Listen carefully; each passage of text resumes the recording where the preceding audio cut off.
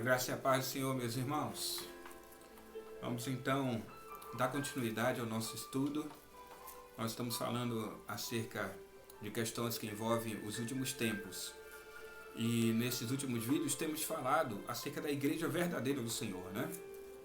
Estamos ainda estudando dentro do texto lá de Mateus 16, que é o texto em que Jesus afirma acerca da sua igreja, né? Algumas características apontadas pelo Senhor Jesus ali nesse texto. E nós vamos ler mais uma vez o texto de Mateus, capítulo 16, a partir do verso 13. Eu convido você a abrir a sua Bíblia nesse texto. E nós vamos ter uma palavra de oração, mais uma vez, antes da leitura do texto. Então convido você a inclinar sua cabeça e orar junto comigo. Amém? Senhor nosso Deus e Pai, nós estamos reunidos na Tua presença, meu Senhor. E agora diante de Ti colocamos nossas vidas. E pedimos ao Senhor, fala ao nosso coração. Senhor, ensina-nos a Tua palavra. Senhor, nos dê sabedoria, nos dê discernimento, nos dê entendimento acerca da Sua vontade. Fala conosco, meu Senhor. Ó Espírito Santo, ilumina a nossa mente, dá-nos entendimento. Em nome de Jesus, fala comigo, fala com o Teu povo, com a Sua igreja. Assim nós oramos, Senhor Deus, em nome de Jesus. Amém. Graças a Deus. Amém, meus irmãos. Vamos ler então o texto de Mateus 16, a partir do versículo 13. Quando Jesus chegou à região de Cesareia de Filipe, perguntou a seus discípulos: quem as pessoas dizem que o Filho do Homem é? Eles responderam: alguns dizem que o Senhor é João Batista, outros que é Elias, e outros ainda que é Jeremias, ou um dos profetas. E vocês? Perguntou ele: quem vocês dizem que eu sou? Simão Pedro respondeu: o Senhor é o Cristo, o Filho do Deus vivo. Jesus disse: que grande privilégio você tem, Simão, filho de João. Foi meu Pai no céu que lhe revelou isso. Nenhum ser humano saberia por si só. Agora eu lhe digo que você é Pedro, e sobre esta pedra edificarei a minha igreja, e a porta do inferno não prevalecerá contra ela. Amém, meus irmãos. Eu quero ler também agora lá em Efésios, no capítulo 2. Convido você também a abrir a sua Bíblia lá na carta de Paulo aos Efésios 2, 19. Diz assim a palavra do Senhor: portanto vocês já não são estranhos e forasteiros, mas concidadãos do povo santo e membros da família de Deus. Juntos somos sua casa, edificados sobre os alicerces dos apóstolos e dos profetas. E a pedra angular é o próprio Cristo Jesus. Nele somos firmemente unidos, constituindo um templo santo para o Senhor. Por meio dele, vocês também estão sendo edificados como parte dessa habitação onde Deus vive por seu Espírito. Amém, meus irmãos. Eu quero agora, dentro desse tema acerca da verdadeira igreja, falar, irmãos, sobre aquilo que acontece dentro do nosso coração, precisa acontecer em nossas vidas, irmãos. E aqui no texto que lemos, de Efésios 2, eu quero destacar, antes da gente entrar diretamente no assunto, algo que Paulo coloca aqui. Porque, irmãos, nós falamos sobre a questão do engano, sobre a questão do valor da palavra de Deus, nos primeiros vídeos que gravamos. E uma das questões levantadas hoje, que acontece no meio hoje cristão, que acontece aí na igreja, é um movimento em que muitas pessoas afirmam que eu sou a igreja. Eu sou a igreja. Por quê? Porque o Espírito Santo está em mim. Amém. O Espírito Santo está em mim. O Espírito Santo está em você, irmão. Mas observe nesse texto o que Paulo diz. Paulo diz assim: irmãos, vocês já não são estranhos e forasteiros, mas vocês são concidadãos do povo santo e membros da família de Deus. Meu irmão, a minha família é constituída por mim, por a minha esposa, por minha filha Ana Júlia. Essa é a minha família. Tenho também os meus familiares, meu pai, minha mãe, meus irmãos, né, meus cunhados, sobrinhos. Aí a família vai aumentando. Mas eu sozinho não posso dizer que sou família. Eu sozinho sou um indivíduo. Paulo está dizendo que nós somos membros da família de Deus. Verso 20. Juntos somos sua casa, edificados sobre os alicerces dos apóstolos e dos profetas. Juntos somos sua casa.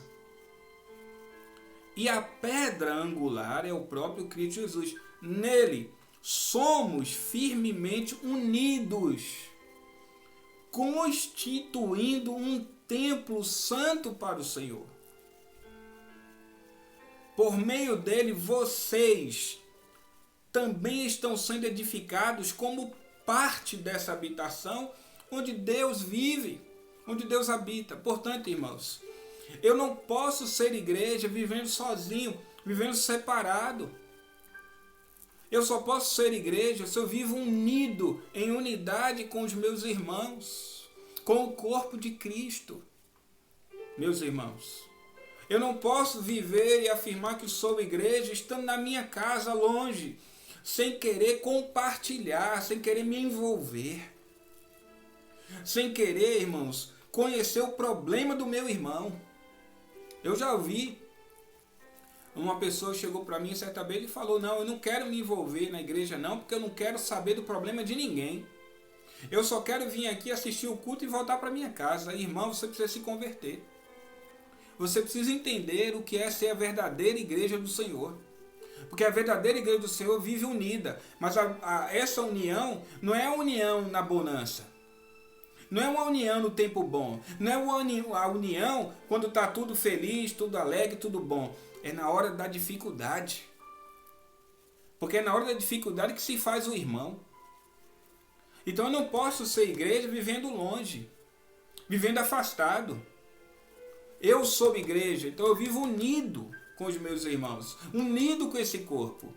Meu irmão, você já bateu o seu dedo, o dedo mindinho lá do pé, aquele dedo pequenininho, você já bateu no pé da cama?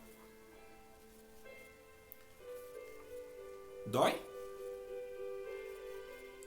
Agora, eu te pergunto, quando você bateu, você ficou em pé? Ou você procurou um lugar para sentar? Ah, mas é o dedo mindinho, pequenininho. Mas todo o corpo sentiu, não foi? O corpo de Cristo é assim.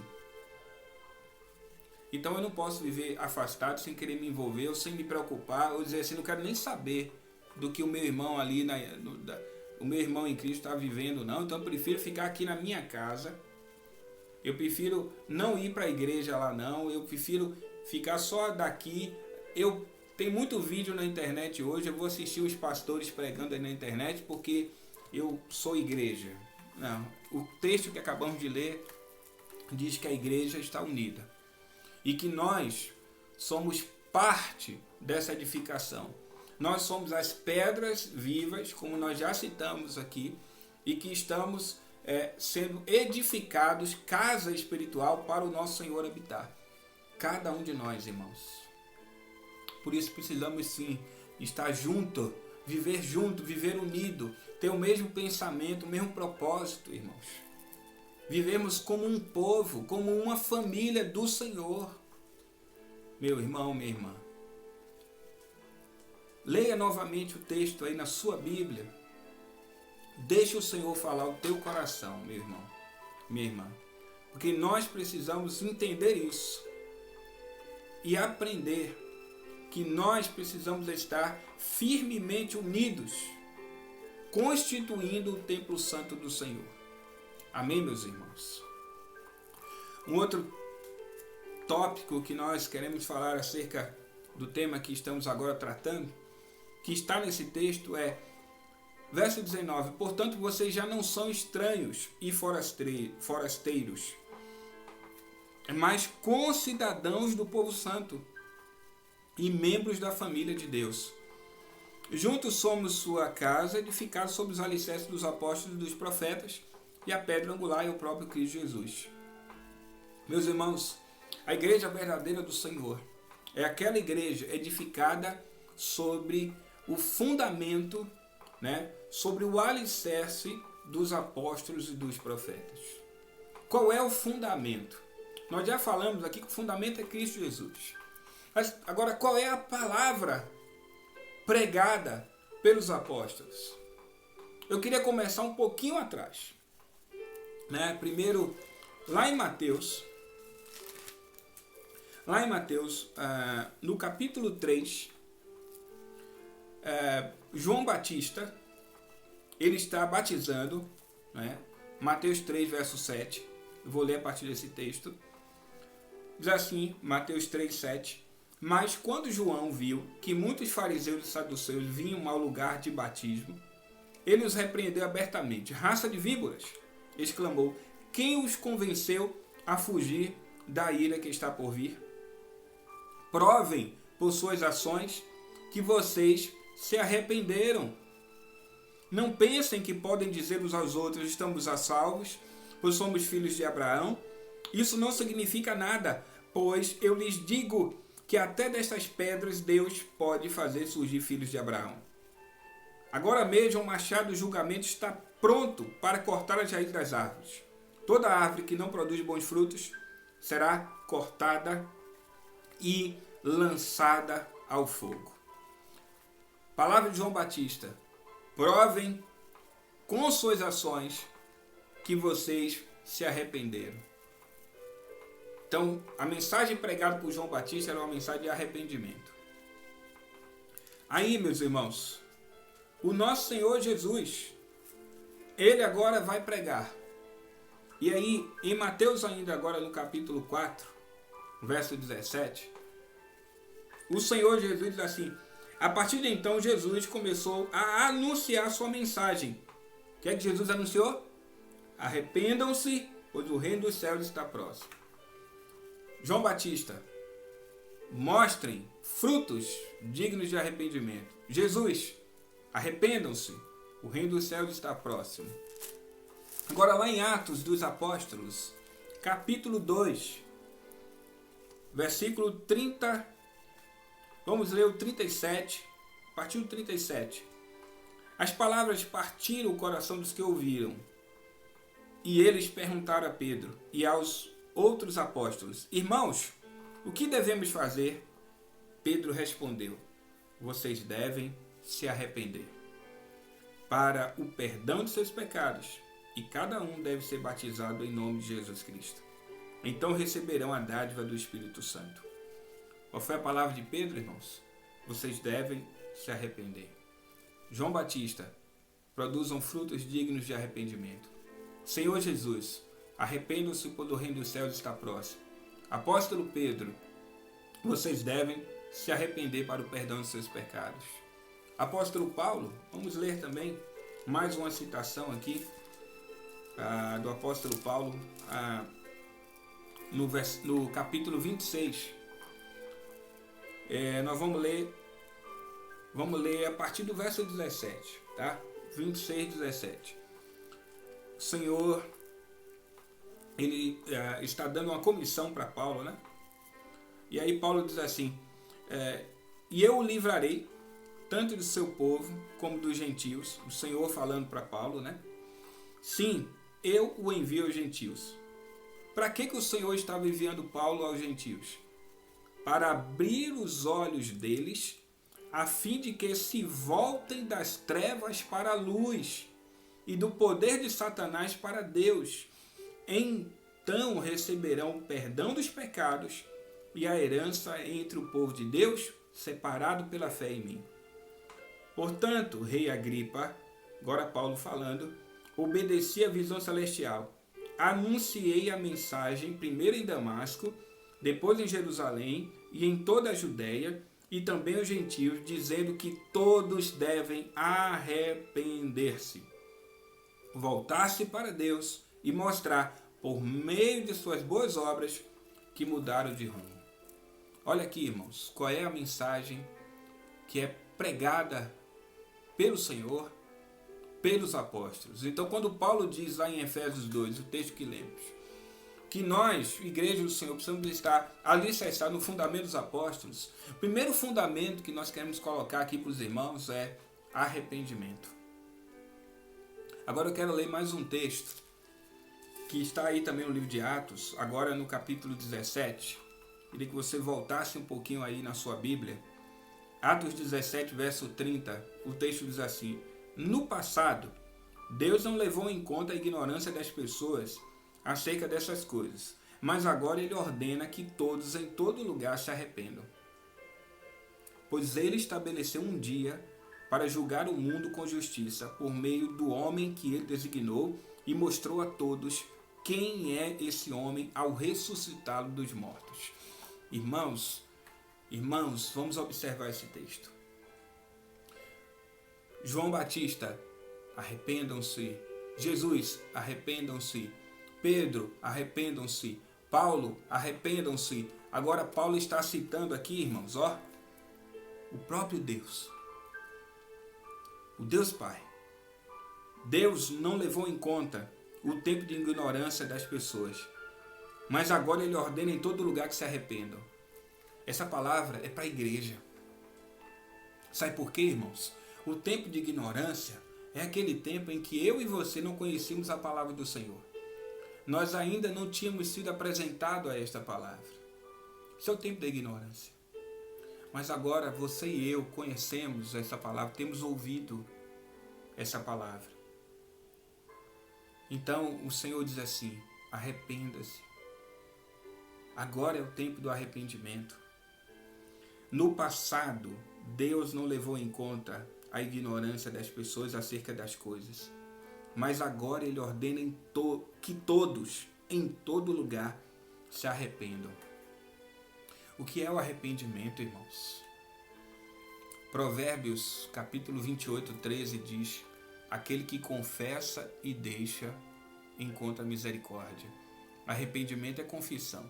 Confissão, irmãos, é declarar a verdade daquilo que viu, a verdade dos atos, a verdade real. Existe isso, irmãos? Verdade real? Existe meia verdade? Não existe, irmãos. Confissão é declarar a verdade, sem fingimento. Isso é confissão, porque é daí que vem o arrependimento. O resto é remorso. Judas teve profundo remorso, suicidou-se. Pedro teve profundo arrependimento, foi até Jesus e disse: Senhor, eu achei que eu te amava. Senhor, eu achei que eu estava pronto para dar minha vida pelo Senhor. Senhor, eu achei que eu ia até a morte contigo, Senhor. Mas na hora da verdade, Senhor, na hora do vamos ver, Senhor, eu te neguei, eu te deixei, Senhor. Eu não fui forte, Senhor. Pedro falou isso para Jesus lá em João 21. Então Pedro disse: Senhor, eu achei uma coisa, mas eu percebi, eu entendi que era outra. Me perdoe. Então Jesus renovou Pedro, restaurou Pedro, Pedro se converteu, Pedro foi liberto, cheio do Espírito Santo, e aí foi usado pelo Senhor. Meus irmãos, porque houve confissão, porque houve arrependimento, porque houve entrega, porque houve abandono. Não houve repetições de pecados, mas houve arrependimento e abandono. Este é o fundamento dos apóstolos. Uma palavra pregada que nos chama ao arrependimento. É um dos fundamentos pregados pelos apóstolos, que a igreja precisa experimentar. Deus está dizendo: olha, Eu não levo em conta o tempo da sua ignorância. Naquele tempo que você não conhecia minha palavra. Naquele tempo que você andava em caminhos tortuosos, porque você não tinha a consciência de onde você estava. Só que agora você tem consciência. Agora você conhece a minha palavra. Você tem ouvido a minha palavra. Agora o Espírito Santo tem falado com você, tem incomodado você. Então se arrependa. Mude o teu caminho. Mude o teu pensamento. Mude o teu coração. Mude as palavras. Meus irmãos,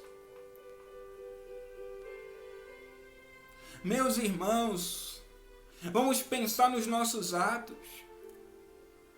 Irmãos, eu quero usar isso aqui como uma ilustração. Porque, irmãos, às vezes, né, eu peço algo para irmãos na igreja. E aí irmãos dizem assim, que não pode, ou que está ocupado, ou dizem alguma coisa, aí não fazem. Ou às vezes a igreja está precisando de algo, né? A gente está precisando de algo na igreja e tal. E aí o irmão diz que está ocupado, isso ou aquilo, quando a gente vai ver. Porque a gente vê. Porque Deus mostra.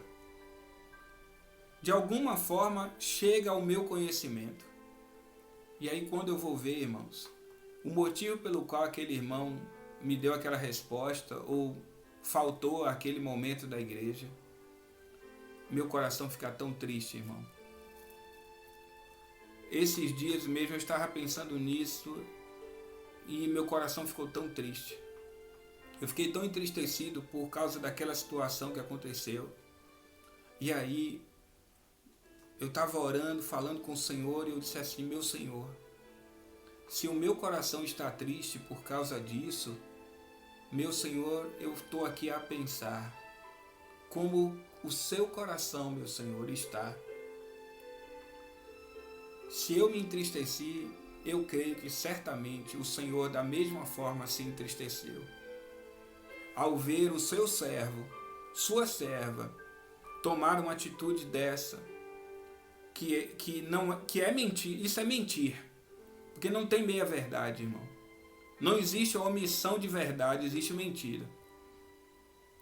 E o Senhor não se agrada de mentira, porque o pai da mentira é o diabo.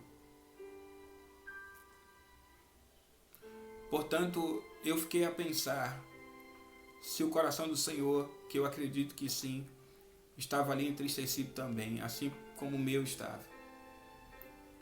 Portanto, arrependa-se. Olha para o texto comigo. Estamos em Atos 17 ainda. Agora o verso 31. Deus diz, não leve em conta o tempo de ignorância, mas agora eu falo. Para todos em todo lugar se arrependam. Por quê? Verso 31. Pois ele, Deus, estabeleceu um dia. Irmão, esse dia está estabelecido. E eu quero te perguntar, você sabe qual é esse dia? Eu quero te perguntar, você sabe quando é esse dia? Eu quero te perguntar, você sabe se esse dia vai levar 100 anos, 1000 anos, uma semana? Você sabe? Mas a palavra de Deus diz o seguinte, Deus, o Pai, estabeleceu um dia. E que dia é esse? O dia para julgar o mundo com justiça. A justiça que vai ser usada aqui não é a justiça minha, nem sua, não é a justiça do homem. É a justiça de Deus, do Senhor. Por meio do homem que ele designou.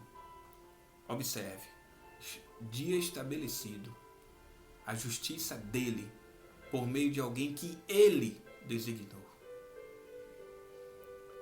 E mostrou a todos quem é esse homem, ao ressuscitar dos mortos. Seu nome é Jesus Cristo. O Senhor, ele vai julgar o mundo com justiça por meio de Jesus Cristo. Aqui, Deus está mostrando a sua misericórdia e a sua graça. Sabe por quê? Porque Ele enviou Jesus Cristo para que você seja salvo. Ele enviou Jesus Cristo para que quando você olhar para Ele, você se arrependa.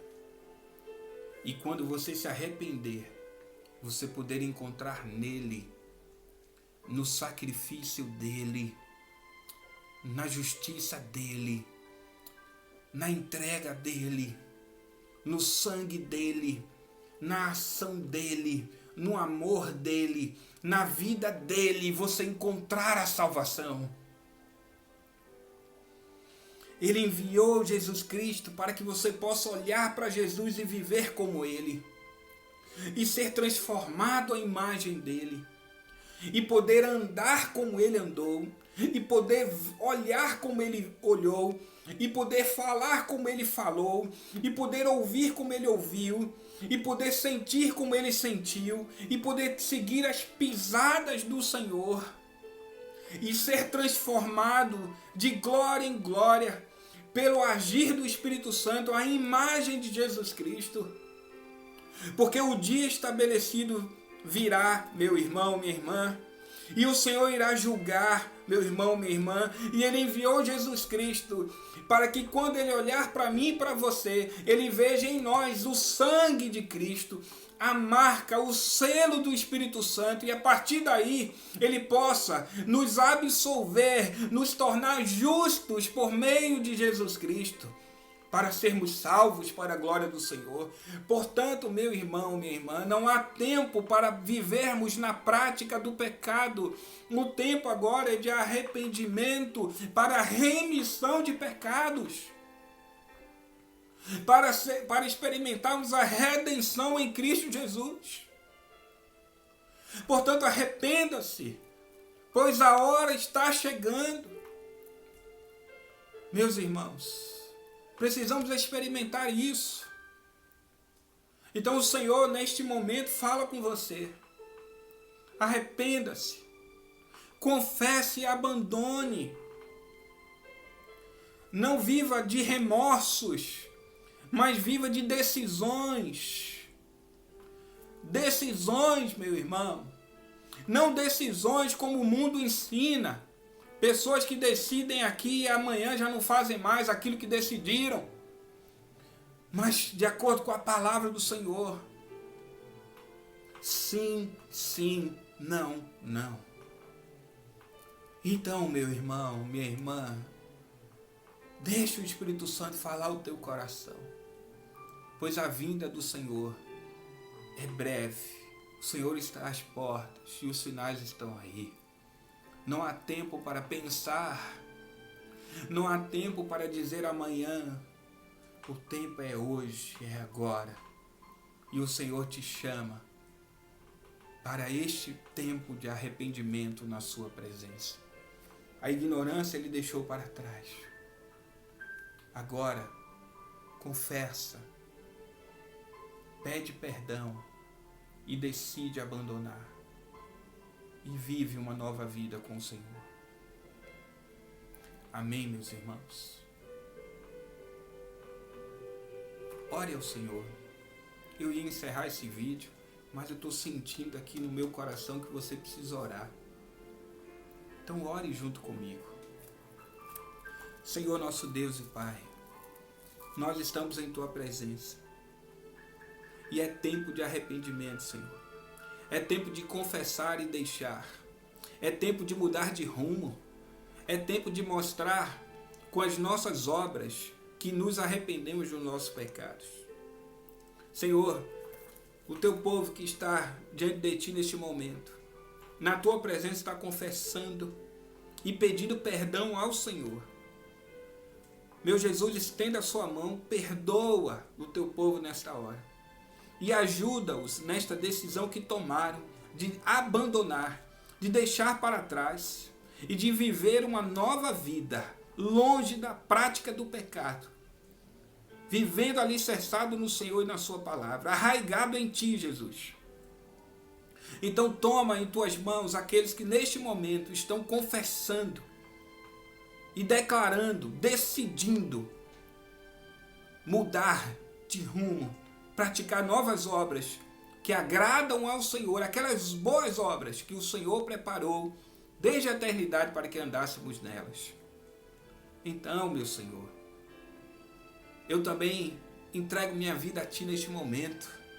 Confesso meus pecados e peço perdão ao Senhor, porque eu não quero de forma alguma, naquele grande dia, ser desqualificado, meu Senhor. Assim como Paulo declarou, eu também declaro isso, Senhor. Eu vou esmurrar o meu corpo, para que naquele grande dia eu não seja desqualificado. Ó, meu Senhor, preciso de Ti. Meu Senhor, os meus irmãos também precisam de Ti. Então vem sobre nós e toma as nossas vidas para o Senhor. Em nome de Jesus. Amém. Que a palavra do Senhor continue falando ao seu coração. Jesus te abençoe.